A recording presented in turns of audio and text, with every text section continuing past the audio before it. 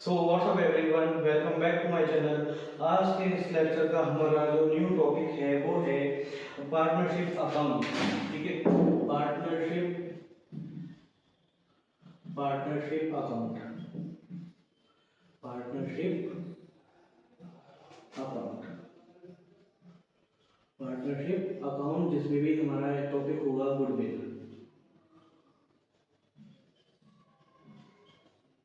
ठीक है, so start में लेक्चर देखते रहिएगा जिससे आपको पूरा टॉपिक समझ में आ सके। तो आइए स्टार्ट करते हैं आज का लेक्चर। सो इस लेक्चर का जो हमारा फर्स्ट टॉपिक है वो है रिकॉन्स्टिट्यूशन ऑफ ए पार्टनरशिप। ठीक है, reconstitution of A partnership.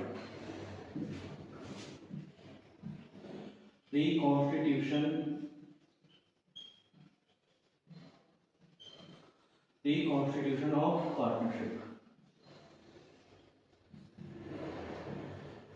Reconstitution of partnership। ठीक है, पार्टनरशिप का रिकॉन्स्टिट्यूशन। ठीक है, इसमें सबसे पहले हम रिकॉन्स्टिट्यूशन कब होता है हमारा, जब चेंज इन पीएसआर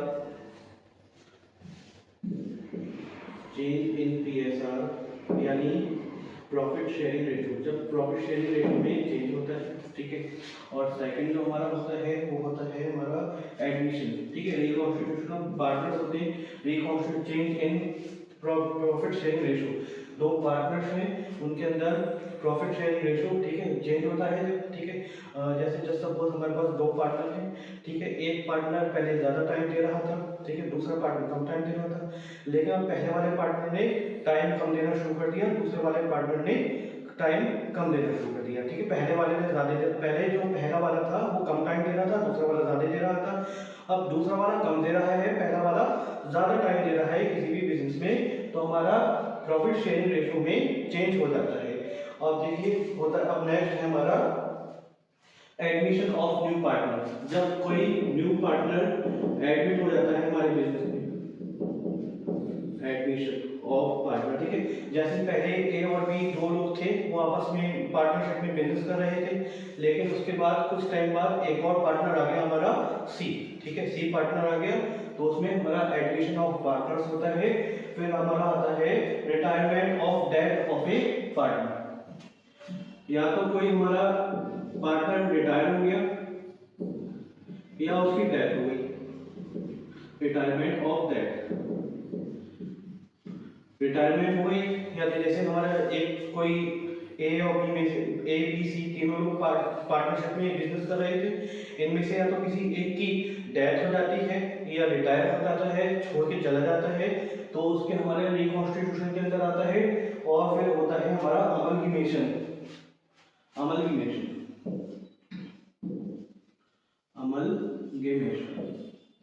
अमलगमेशन क्या होता है, जब दो फर्म अब मिला के तीसरी फर्म बनाती है।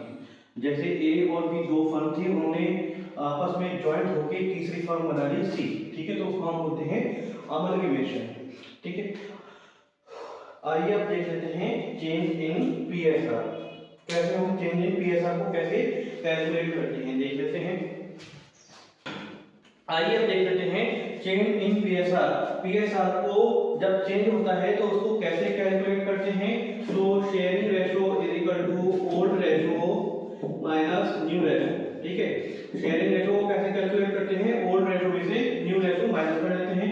पहले इन तीनों का प्रॉफिट शेयरिंग रेशियो कितना था, 1:1, सबको इक्वली मिल रहा था, एक एक पार्ट सबको मिल रहा था, 3 पार्ट किए गए थे। ठीक है, 3 पार्ट में से सबको एक एक पार्ट मिल रहा था। ठीक है, तो अगर हम इसको फ्रैक्शन में कन्वर्ट करें तो सबका हमारा जो हिस्सा होगा 1/3 1/3 1/3 होगा। अब देखिए, अब हमारा रेशियो चेंज हो गया, ए बी सी इन तीनों का रेशियो चेंज हो गया। पहले वाले को मिल रहे हैं 3:2:1, 3:2:1। अब देखिए हमारा रेशियो चेंज हुआ है, तो हम शेयरिंग रेशियो कैसे निकालेंगे। देखिए ए का हमारा 3 है और ओल्ड वाला था 1। ठीक है, तो हमारा ए का निकलेगा ए इज इक्वल टू, ठीक है, 1 का प्रॉफिट शेयरिंग रेशियो कितना, 1/3, तीनों को मिला देंगे 1/3, और जो न्यू रेशियो आया है वो आया है 3/6। ठीक है, क्योंकि इसके 6 पार्ट कर दिए गए हैं, तो इसका आंसर हमारे देखो एलसीएम लेने के बाद हमारा इसका आंसर आएगा माइनस का 1/2। ठीक है, ऐसे ही हमारा हम जब बी का निकालेंगे, बी का क्या आएगा, देखिए पहले तो हमारा 1/3 ही था, माइनस 2/6 हो गया। अब देखिए इसको अगर जब कैलकुलेट किया जाएगा तो हमारा क्या आएगा, 0, प्रॉफिट शेयरिंग रेशो 0। अब देखिए तो थर्ड वाला है सी, सी का 1/6 था। ठीक है, अब हमारे पास सी का 1/3 था ओल्ड वाला, न्यू वाला हमारा हो गया 1/6। जब इसको माइनस किया जाएगा तो प्लस का 1/6 आएगा। अब देखिए तीनों में से किसी ना किसी को तो फायदा होगा, किसी ना किसी को सैक्रिफाइस करना पड़ेगा प्रॉफिट शेयरिंग रेशो में। ठीक है, तो ऐसे ही देखो हमारा जो माइनस का 1/2 आया है उसमें गेन हो गया। ठीक है, गेन हो गया, उसमें प्रॉफिट हो गया। देखिए पहले ए का 1 था, 3 हो गया, और बी का 1 था, 2 हो गया है, लेकिन सी का 1 का 1 ही रहा। ठीक है, उसमें अब आइए देख लेते हैं इसको और अच्छी तरीके से समझ लेते हैं। अगर आप अपने का स्क्रीनशॉट लेना चाहें तो स्क्रीनशॉट ले सकते हैं। आई होप आपने स्क्रीनशॉट ले लिया होगा। ए का आया था माइनस का 1/2, ठीक है, सॉरी माइनस का 1/6। ठीक है, बी का आया था 0, जिसको निल भी बोलते हैं, और सी का आया था माइनस का 1/6। ठीक है, अब इन तीनों के प्रॉफिट शेयरिंग रेशियो आ गए। ठीक है, माइनस का 1/6, 0, 1/6। आइए इसको एक और एलोबरेट करके देख लेते हैं और अच्छी तरीके से समझ लेते हैं कैसे निकालेंगे। अब देखिए जस्ट सपोज पहले फर्म के 3 पार्ट हुआ करते थे, एक ए के पास था, एक बी के पास था पार्ट, और एक सी के पास था, लेकिन हमारे इसके हुए 6 पार्ट हुए। ठीक है, अब देखिए यहाँ पे ए, बी, सी। अब देखिए सी को तो नुकसान हुआ था, इसको ए वाले को गेन हुआ था। ठीक है, और दूसरे वाले ने सैक्रिफाइस किया था। ठीक है, तो देखिए पहले ए के 2 पार्ट हुए थे। ठीक है, बी के 2 पार्ट, और सी के वैसे तो होने 3 पार्ट चाहिए थे, लेकिन इसमें क्या है, सी ने अपना एक पार्ट छोड़ दिया, वो ए का पार्ट बन गया। तो हमारा ए के कितने पार्ट है, 3। ठीक है, और बी के 2 पार्ट रहे, बी का निल आया है, तो यानी उसे ना तो प्रॉफिट हुआ है ना ही उसने सैक्रिफाइस किया है। और जो सी वाले हैं उसको सैक्रिफाइस कर दिया, उसके 2 पार्ट में से सिर्फ एक पार्ट रह गया, जो कि हमारा किसके पास चला गया, ए के पास चला गया। तो जो सी है वो अपना पार्ट ए को फ्री में तो नहीं दे देगा, उसने कुछ ना कुछ पैसे दिए होंगे, एक्सचेंज ऑफ मनी हुआ होगा। ठीक है, तो यही होता है हमारा change in PSR.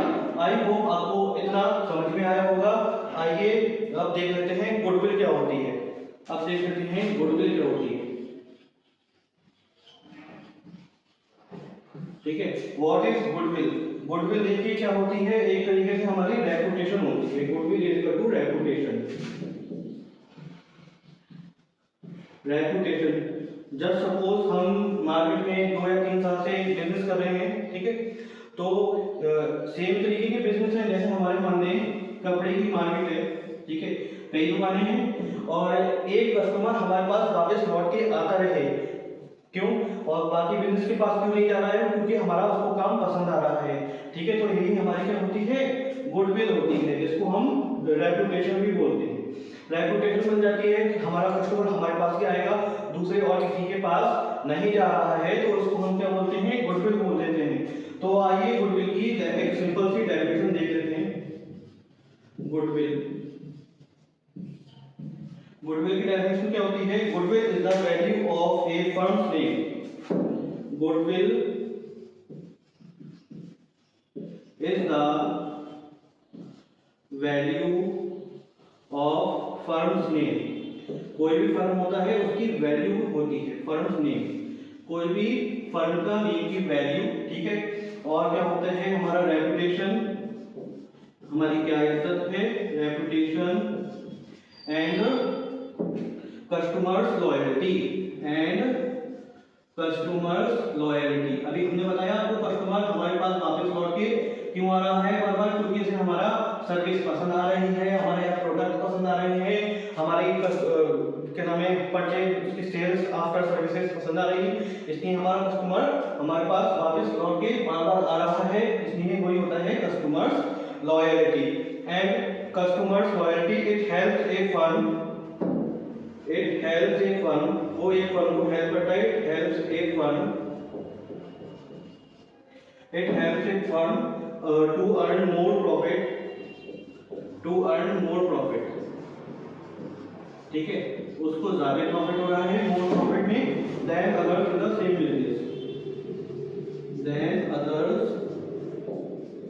In the same business,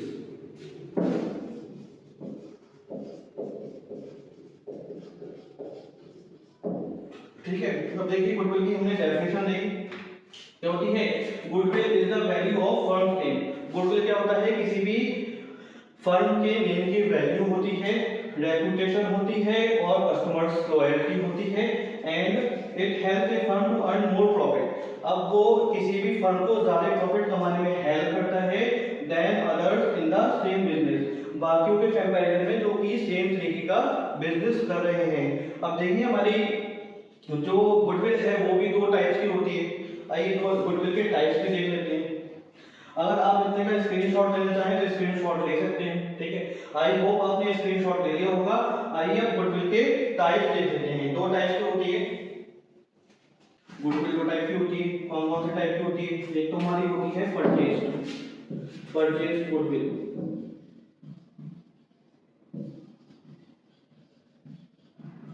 एक होती है हमारी सेल्फ ग्रांटेड, ठीक है, सेल्फ जनरेटेड, ठीक है। तो हमारी दो तरीके होती हैं, सेल्फ जनरेटेड होती है और एक होती है परचेज। एक परचेज वाले में क्या होता है, जस्ट सपोज किसी का कोई बिजनेस चल रहा है, जमी जमाई दुकान हमने किसी की खरीदी, ठीक है। हमने जैसे किसी की कपड़े की दुकान है, टेलर की शॉप है, उसका हमने जमा जमाया बिजनेस खरीद लिया। अब जो जमा जमाया बिजनेस खरीदा है हमने, तो कस्टमर तो उसे ढूंढता हुआ पुराने वाले ठीक पे ही जाएगा, ठीक है। उसको बोलते हैं परचेज गुडविल। इसमें क्या होता है, ट्रांजैक्शन होता है, ट्रांजैक्शन ऑफ मनी।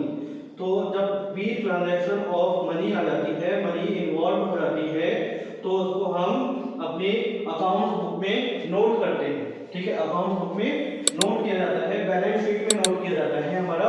और ये एक तरीके से हमने एसेट परचेज किया है, एसेट बाय किया है, ठीक है। और ये होती है हमारी एक सेल्फ जनरेटेड होती है, इसमें कोई भी मनी इन्वॉल्व नहीं होती है, नो मनी इन्वॉल्व, इसमें कोई भी ट्रांजैक्शन नहीं होती है, ठीक है। नो ट्रांजैक्शन, ठीक है। ये वाली हमारी जो नोट जिसमें मनी इन्वॉल्व नहीं होती है, वो कैसे होती है, सेल्फ जनरेटेड वाली। हमने over the period of time अपने कस्टमर्स को अच्छे से ट्रीट किया है, उनको अच्छे से सर्विस दी है, उनको अच्छे से अच्छा प्रोडक्ट प्रोवाइड किया है, तो वो हमारी सेल्फ जनरेटेड गुडविल हो जाएगी। और जब आप किसी कस्टमर को अच्छी सर्विस दें या अच्छे से अच्छा प्रोडक्ट प्रोवाइड कराएं या सेल्स आफ्टर सर्विसेज उसको अच्छी दें, तो वो हमारा कस्टमर हमारा लॉयल बन जाता है, हमारी रेपुटेशन बन जाती है। वो एक कस्टमर दो और कस्टमर को आगे जाके बताता है उनकी प्रोडक्ट अच्छा है या सर्विस अच्छी है या सेल्स आफ्टर सर्विसेज अच्छी हैं, जिससे हमारे एक कस्टमर मार्केट में जाके बताता है, जिससे हमारे और कस्टमर्स हमसे अटैच हो जाते हैं और वो भी हमारे क्या हो जाते हैं, लॉयल हो जाते हैं। तो ये हमारी होती है सेल्फ जनरेटेड गुडविल। और जो हमारी परचेज गुडविल होती है, तो उसमें क्या होता है, हमने किसी का जमा जमाया बिजनेस खरीदा है, ठीक है, उसमें मनी इन्वॉल्व होती है और उसको बैलेंस शीट में शो करना पड़ता है, इसको कहीं शो नहीं करना पड़ता है, ठीक है। इसमें इसको बैलेंस शीट में शो नहीं करना पड़ता है, क्योंकि हमारी सेल्फ जनरेटेड, हमने over the period of time उसको जनरेट किया है, ठीक है। अब ये किसके तहत आता है, अकाउंट AS 26 के अकॉर्डिंग हमारा ये रूल है, ठीक है। आइए अब देख लेते हैं गुडविल को कैलकुलेट करने के कौन कौन से मेथड्स होते हैं। आइए देख सकते हैं हमारे गुडविल को कैलकुलेट करने के कौन कौन से मेथड्स होते हैं। हमारा एक होता है average profit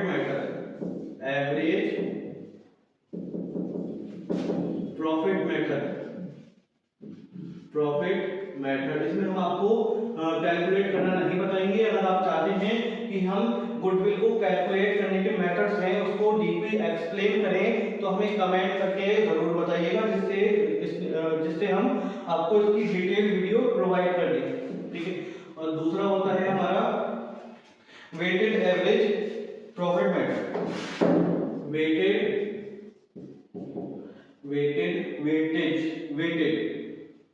average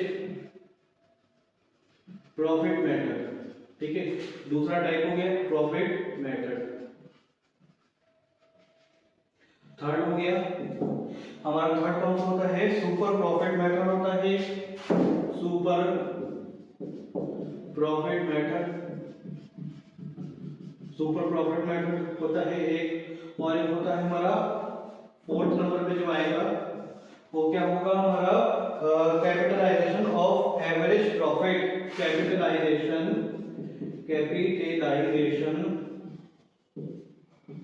of average profit method, ठीक है। ये चौथा हो गया। एक हो गया हमारा फिफ्थ नंबर पे जो लास्ट वाला है उसको बोलते हैं capitalisation of super profit method. Capitalisation of super profit, ठीक है। ये हमारे जो 5 तरीके के मैथड्स होते हैं जिनसे हम गुडविल को कैलकुलेट करते हैं। अगर आपको इनके ऊपर डिटेल्ड वीडियो चाहिए तो हमें प्लीज कमेंट करके जरूर बताइएगा। उसके अगर आप जितने ज़्यादा कमेंट होंगे उतने उससे हम मोटिवेट होंगे और हम इस पे डिटेल्ड वीडियो बना देंगे। तो आज के लेक्चर के लिए हमारा इतना ही। अगर आपको लेक्चर अच्छा लगा हो तो वीडियो को लाइक करें, अपने फ्रेंड्स के साथ ज़्यादा से ज़्यादा शेयर करें और चैनल सब्सक्राइब करना न भूलें, ठीक है, जिससे आपको हमारी हर नई वीडियो की अपडेट सबसे पहले मिल सके। ठीक, thank you very much for watching.